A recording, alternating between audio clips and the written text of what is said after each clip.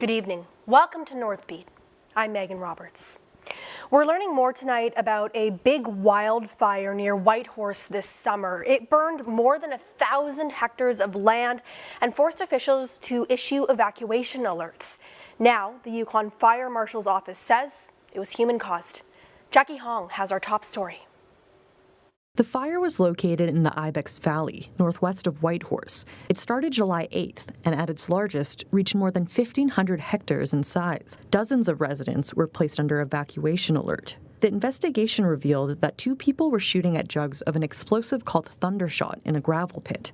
One jug exploded differently from the rest and started a fire they couldn't put out. Yukon Fire Marshal Devin Bailey says it's been deemed an accident and that the 2 individuals cooperated with the investigation. Obviously, from any accident and any incident, we want to take away lessons learned. And so Yukoners should be reminded that in hot, dry conditions, to be very careful with anything to do with fire, whether that's fireworks or a campfire or cigarettes. It's everyone's responsibility to keep the forest safe. Bailey says because the situation was deemed accidental, no criminal charges will be laid, nor will the people face any fines. The fire marshal's office is refusing to name them. Bailey says it's the first time his office has had to investigate the cause of a wildfire. Jackie Hong, CBC News, Whitehorse. There are big changes for Northwest Territories mine project. It had been billed as a way for Canada to... It adds that there were complaints about Premier Danielle Smith's potential involvement, but there was no evidence to support it. Well, in other news tonight, Edmonton's fire chief says encampments have to go. That's because of 2 deadly fires this year. The CBC's Andrea Hunkar has the details. 2 people have died in encampment fires in 2023 compared to 4 last year. Fire Chief Joe Zatalny doesn't see it as progress. I'm still not celebrating. They're all unacceptable. The chief says encampments are causing burns and injuries to the city's most marginalized. The resources need to be put in place. They need to be supported. The people need the help they need. And we need to take down the encampments. According to Zatalny, Edmonton Fire responded to 90,000 calls as of the end of November. 70% were medical, and 8,500 were opioid overdoses, up 2,000 calls from last year. And this crisis has been extremely difficult for our firefighters, and I'd like to acknowledge the toll that it takes on first responders and for their continued compassionate and dedicated service. Andrea Hunkar, CBC News, Edmonton. Well, to the province now, and the Alberta government is once again fighting Ottawa on the ban on plastics.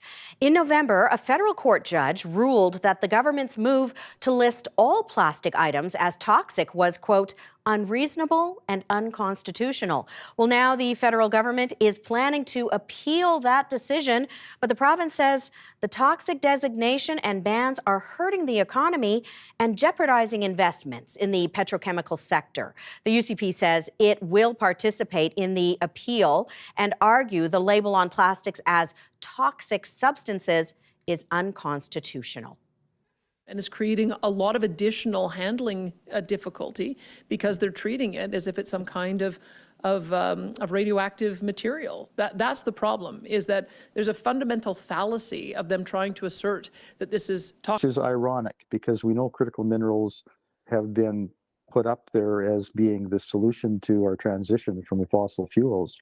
And Hofer says Vital has found a way to advance an exciting project. Both he and Braden are keeping an eye on what the federal government does next. Hofer curious to see what its position is on the investment, and Braden to see if there's an investigation. Lainey Lambrink, CBC News, Yellowknife. It began 9 months ago when NWT pilot program aimed at addressing childcare needs in small communities. But so far, it has 0 participants. Luke Carroll has more. The program allows people living in public housing in certain communities to operate day homes. It's available in Fort McPherson, Colville Lake, Fort Liard, Wrigley, Samba Cay, Nahanni Butte, Jean Marie River, Litzel Cay, and Detta. These are considered non-market communities, which means they have few private housing options. It amends rules that previously barred any business or trade from operating in subsidized housing. The pilot program started in April, organized by the Department of Education and Housing NWT, as part of the territory's ongoing push to open 300 new childcare spaces by 2025-2026. But the program doesn't appear to have brought it any closer to that number, as a director with the territorial government told CBC News no one has participated yet. But she says she's still hopeful. But we're promoting it, and it is an opportunity if someone is interested living in public housing and would like to operate a family day home. So we encourage anyone who's interested to reach out to the regional ECE office, and we can provide information and support them through the licensing process. The program is scheduled to continue until April 2025. Luke Carroll, CBC News, Yellowknife. Lots of books, but nowhere to sit. That's what's happening at the Hay River Public Library right now. As Carla Ulrich found out, the library says it's a necessary step to create a safe environment for patrons and staff. We are starting what we've called Take Back the Library. The library has basically become a hangout, warming shelter. Take Back the Library means taking out the chairs. Head librarian Christine Japai says the space can have up to 20 people a day hanging out until a nearby shelter opens for the night. Although they know most everyone by name and understand the need for a warm place, it has become too hard for the library staff to manage. It should be available and accessible, and regardless of whether you have an address or a bank account, that's the basic premise of a library. But it's gone way beyond that. And this isn't just Hay River, this is libraries nationally that are struggling with these concerns. Large libraries, they have nurses on staff, they have social workers on staff. I spoke to some of the people who use the library to hang out and stay warm. They didn't want to be interviewed, but told me loitering is an issue in the library. They also expressed the need for a warming shelter. Japai agrees. Currently, the only men's shelter closes in the morning and reopens at night. She says removing the library chairs is a temporary solution at best, but the library needs a better plan moving forward. Eventually, we're going to have to put our chairs back. We need seating for the public. Do we hire security, and what does that mean? We're looking what's best for the community, what's best for the library.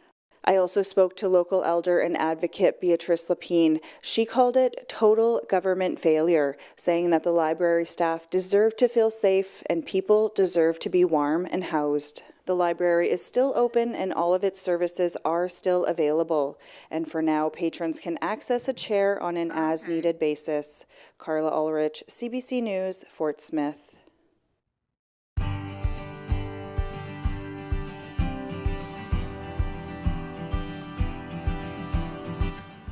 People in Arctic Bay and across the country are celebrating the extraordinary life of Nunavut elder Kopic Kutsak.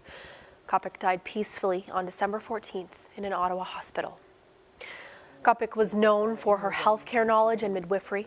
She helped develop the Kutsak Inuit Family Health Team and Medical Center in Ottawa. She also had a role in Canada's Second World War effort. Kopic collected bones in Nunavut that were used in making ammunition, aircraft, and fertilizer. Kopic raised 16 children and lived a traditional lifestyle for more than a century. Today, Prime Minister Justin Trudeau wrote on social media that he was incredibly saddened to hear of her passing. He said he would never forget his time together with her. Kopic Kutsak was 103 years old. A nonprofit organization that advocates for urban Inuit in Winnipeg is expanding. Dungusugit Inuit began in 2019 with one staff member. Now, the organization has 18 employees. The service it provides has also grown. Dungusugit Inuit will be moving to a bigger location to meet the needs for programming and language initiatives. 4.5 years later, we now have 18 staff members working at Dungusugit. The majority of them are Inuit, so Inuit helping Inuit was really also the driver for to be able to deliver some of these programs and services. Kutsak says the programs provide traditional country food, sewing, laundry services, and money for basic household items. The organization also offers programs to help revitalize Inuktitut. A massive part of northern Canada will be protected for another decade. That's thanks to a new management plan tabled in the House of Commons last week. Kutsak, meaning at the top, is the northernmost park in Canada and the second largest. It's located on the tip of Ellesmere Island. The new plan outlines several different levels of protection for different areas in the park.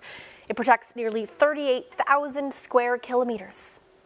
Now that it's tabled, we can implement the plan. So we can start moving forward with our new key strategies of working together with one another, learning from people in the land, and honoring shared commitments with all of the people that we work with.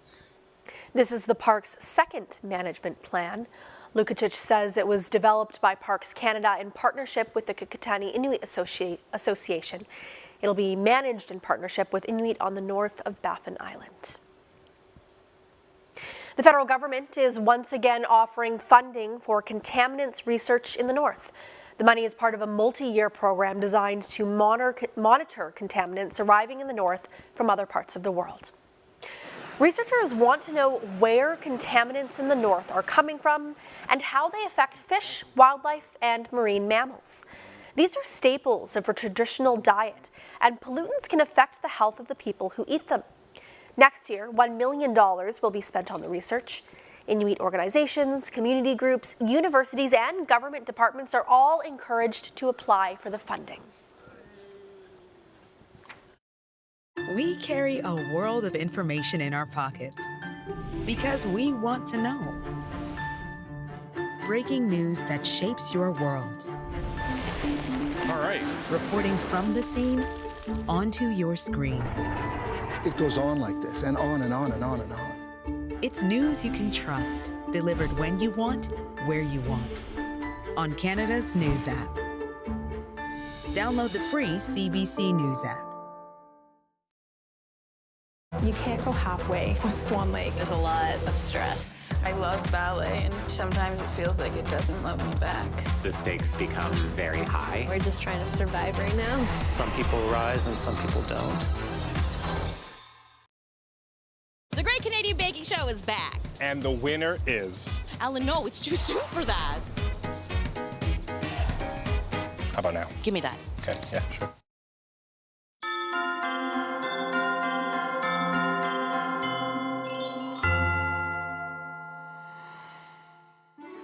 Howdy, Merry Christmas, Happy New Year, enjoy the rest of your holidays, and thank you very much. Merry Christmas!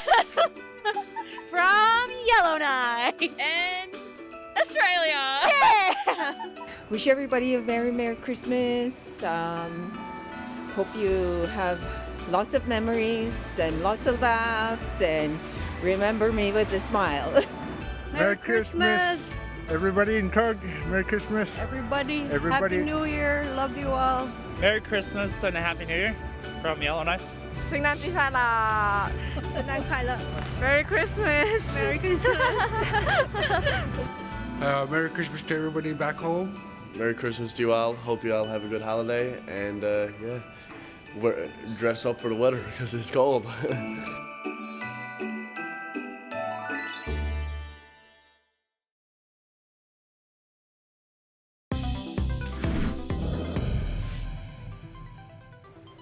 The end of the road is coming for gas-powered cars and trucks in Canada. The federal government has rolled out new regulations that will end the sale of internal combustion passenger vehicles. David Thurton has the details.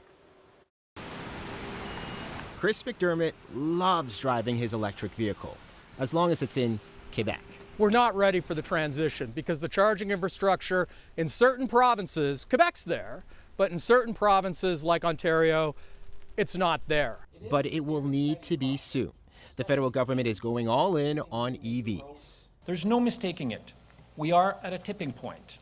Ottawa says it has finalized regulations to push manufacturers to make fewer gas guzzlers and more battery-powered motors. The Government of Canada is helping to ensure we don't get left behind. The new rules apply to new cars, SUVs, and light trucks, but not used ones. Plug-in gas hybrids will qualify, but the deadline for automakers is strict. In 2026, 1 in 5 vehicles sold in Canada must be electric. In 2030, that's 3 in 5. By 2035, all new stock at dealerships must be electric. But some worry they will be financially out of reach for many.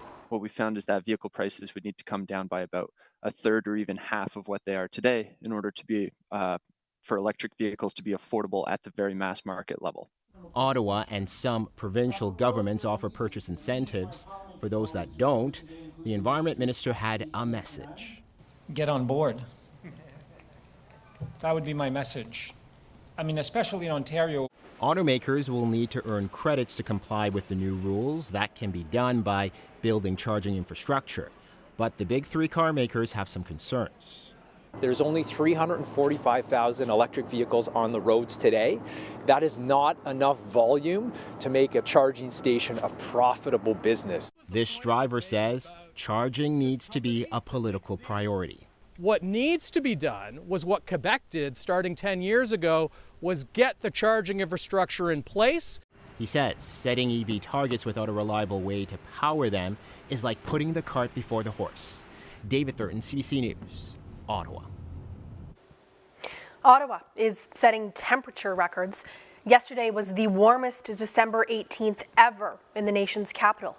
It's dashing hopes there of seeing a white Christmas. And as Celeste Kerr found out, experts are saying people need to get used to it. This isn't the kind of mid-December weather you'd expect in Ottawa. We're about 4 degrees warmer than average this month, and so far this season, we've got more of this wet stuff than the white stuff. But the snowfall totals have been down a bit, but you've had snow. I mean, you've had 36 centimeters of snow. Normally, you'd have maybe about 50 by this time. And after today's rainstorm, whatever snow we did get is gone. Environment Canada is calling for 2 to 4 centimeters of snow late tonight, but with a warmer week ahead, it likely won't stick around. We see temperatures that are, maybe 4 degrees, 4 degrees warmer than normal, maybe a little bit below freezing, but lots of sunshine. And of course, that is going to assault that snow.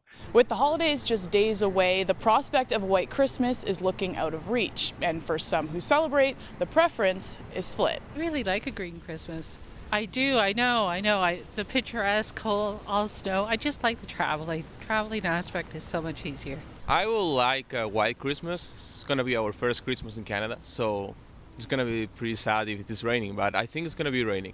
Green Christmas for me is perfect. Yeah, it's amazing. I hope all the Christmases will be the same, all green Christmases. I think this is going to become more and more the norm, and it's too bad because there's a lot of stuff that I love about winter, but we're going to get less and less of it. If you look at the last decade, we've had 3 Christmases in Ottawa with little to no snow. Then there's last year, when the city was blanketed in over 40 centimeters. In Ottawa, it used to be about an 85% chance of a white Christmas. You didn't have to dream about it. You just got it pretty well. And it made a headline if you didn't have it. Now it's more like 70%. Experts forecast that Ottawa's winter seasons will be shorter, with less snow and with more extreme episodes of weather. Celeste Kerr, CBC News, Ottawa. The hopes of a white Christmas are also disappearing in Labrador.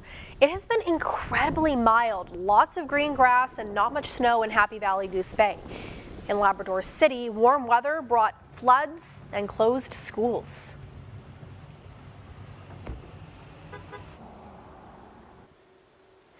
This is a volcano, the opposite end of that spectrum, in southwest Iceland that the world has been watching for weeks. It has now erupted, spewing lava into the air. The eruption follows a number of intense earthquakes, which prompted authorities to move several thousand people living nearby to safety. Today, officials said the power of the volcano has diminished since the eruption started yesterday. Let's take a look now at the weather where you live.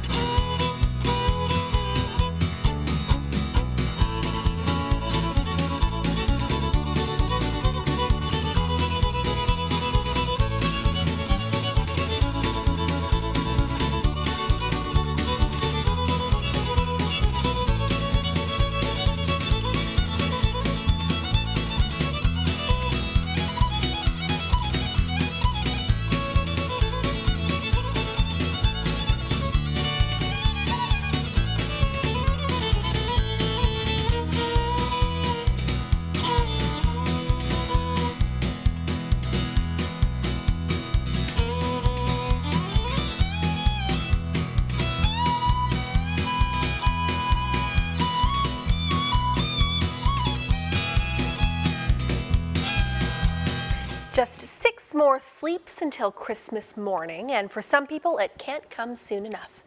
CBC video producer Nathan Gross brings us the story of one family that's dedicated to some very decadent decoration and a miniature village that is anything but small. Back home, we really love Christmas in the Philippines. We try to carry this here.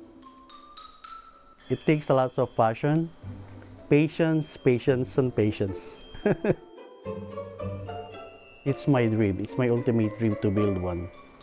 As far as I can remember, since I was a kid, whenever we put up a Christmas tree, I always assort those cardboards that not being used in the house, and I try to make Christmas houses underneath our Christmas tree. And then when I came here in Canada, 13 years ago, I was so amazed to see that there are some ceramic pieces like this. So it's quite expensive though, so I started looking at thrift store. We start buying them because it's cheaper than the brand new ones, so it grows. I have more than 100 buildings, and then people, I don't know, they're like mushrooms. They propagate quickly. We build it with the family, with my children and my wife. So we love Christmas so much. I don't like too much things around me, and knowing that he has that much stuff made me think like, what am I gonna do if I see that every time I wake up? I got used to it, I guess. This will take a long time, I said. I would say 5 months, an hour or 2 a day, and full day on my days off. Juggling around with the work and family is it's not easy in Canada, but we try to make time with the family. Actually, that is the real meaning of Christmas. Family togetherness, and it's easier when we do things together. I still love Christmas as it is, and I've grown to like it even more than when I was younger.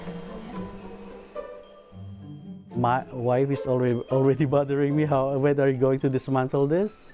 Maybe February, she said, but we might leave it for another year.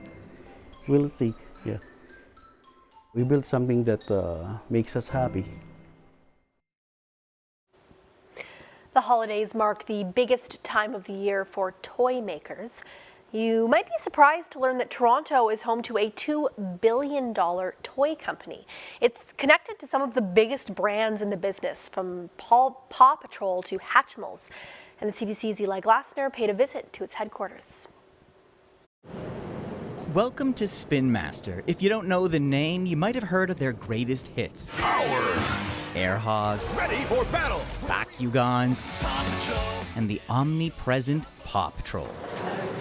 Inside the Toronto headquarters, you'll find inventors tinkering, toys getting glamour shots, and kids doing what kids do. Couple things to look out for. It might look like playtime, but the stakes are high. These designers and engineers need to know if the latest product is market ready. Toy development is such a science and art blend. It's crazy because it's you want to create a magical moment, but you also need to make sure that it can be done and that it's safe. When you're ready to attract a new Pitsy. This season, there's an early hit.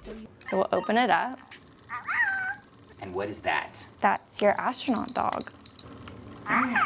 This is Bitsy, created after years of trial and error. Obviously, we have adult hands, not kid hands. We use adult forces to open and push down on things. Enter the real experts. I'm gonna hatch your egg. Okay. Will these kids play with the water-activated Hatchimals the way the designers intended? The water turned blue. One decides the tiny blanket is the best part. The other discovers the egg doesn't open if you put it in upside down. Creating new toys isn't easy, even for Hasbro and Mattel, which rely on classic brands. Harder still for Spin Master, which goes for originals, like their early smash Air Hogs. Air Hogs brought to you by Spin Master. It was such a huge risk for us at the time, and it really catapulted us from being this little novelty company to this, to all of a sudden we were a real toy company. Ben Verdi says the company was forced to innovate when the U.S. toy companies started shutting off distribution channels. I would say it wasn't like a philosophical decision as much as it was a decision of survival. And fortunately, we tapped into the inventor community. There's all these strange, creative, genius, brilliant people all over the world doing these bizarre little things. We've got mechanisms here. Rob Schuyler is one of thousands of inventors who pitch companies. His workshop is filled with flashing hedgehogs. There he goes. And this. Is that you? No, but it's a voice actor. Yeah, he's good. So an invention can be really simple, or it can be pretty dumb. But one thing unites them all. To be an inventor, you're always failing, but failing doesn't have to be a bad thing. Failing is a learning opportunity, right? And an industry learning opportunity could be looming, with experts forecasting a sluggish holiday season. Toys are for sure affected by the economy, especially the higher priced toys. But as a general rule, parents will always sacrifice for their kids. I know, right? But the long toy timeline waits for no one. So while parents make today's tough choices, Spin Master is already imagining the great toys of 2026. We OD'd ours a little bit. Eli Glaster, CBC News, Toronto. And that is Northbeat for tonight. For news anytime, go to cbc.ca/north. Thank you for watching. I'm Megan Roberts. Have a good night.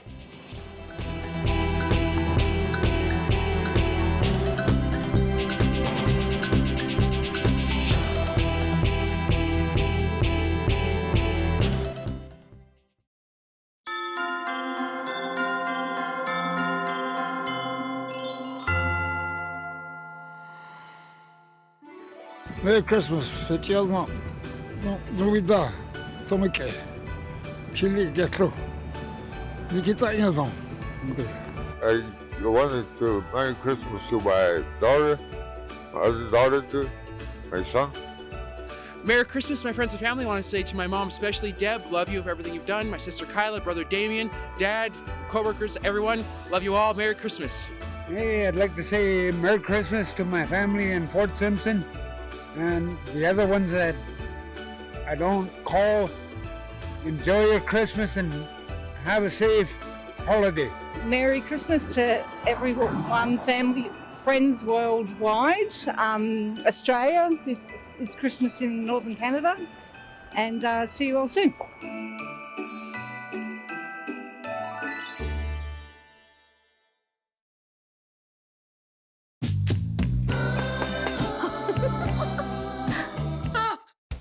I was a grade 9. Mr. Critch, you need glasses. Glasses? No, I just think the chalk is just a little soft. One of these days we're gonna have to grow up. But today is not that day. I don't want us to get older either. Son of a Critch. Watch free on CBC Gem. The Great Canadian Baking Show is back. It's time to get whisked away into a magical 10. Whisked away? I see what you did there. It has begun. Alan, please don't start with a donut pun competition. I got my eyes on the pies. We got a snake on the plane. What? Prepare for emergency landing. Hang on, guys. Alex liked them safe. Maybe you just haven't been taking the right risks. You might find your life dancing with danger.